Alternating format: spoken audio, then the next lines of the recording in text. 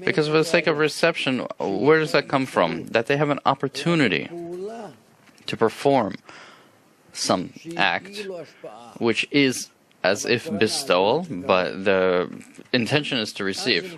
Then it's called a klipa. But if it just wants to receive, then that's it. Here's an example. What's the difference between a baby and an adult? Why? That he's cute, that he's small? No, it's just he doesn't have intention. He has no intentions. He's all for the sake of reception. He has no problem. He just wants to receive. He comes up to you, takes whatever he wants. He has no calculations. And therefore, we don't relate to him as bad. Not because he's small. Even if he was a giant elephant, I don't know, a lion, whatever. If he is just a will to receive for his own sake, with no inclusion at all for the will to bestow that works for the sake of reception, we don't treat it as bad because it's nature. It has no ill intentions.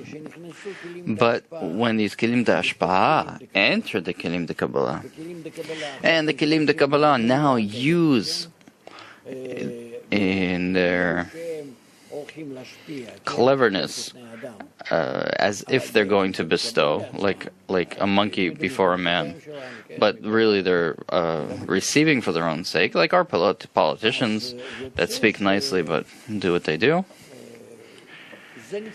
This is called a klipa because it uses sanctity in order to receive.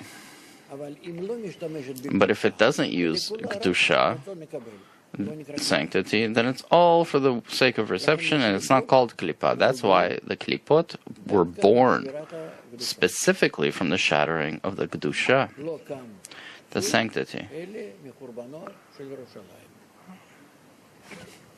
זה ברור, כן? זה מעניין גם להסביר אולי לאחרים.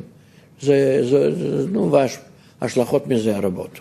Only because of the destruction of Jerusalem, and there were a lot of consequences to this, because all of our clarifications are in order to clarify between good and evil, what's between them. What the Creator created, yesh mi'ayin, something from nothing, into Him, into the Creator, which is something from something, yesh mi'yesh. Here we don't have to correct the will to receive that the Creator created. We aren't touching it. We have no issue with it. This is just nature. Therefore, only after the shattering can we talk about corrections, and only from within the shattering do we pull out all these sparks, nitzutzot, and in that way we correct the shattering.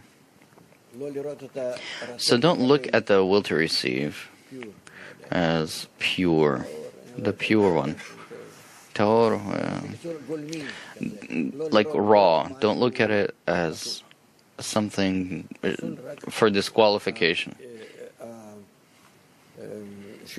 It's not, use in it is not, it's not disqualified from use. Only the bestowal for the sake of reception is forbidden. So the profit from the shattering is the inclusion? Yes. The whole shattering is for the sake of inclusion.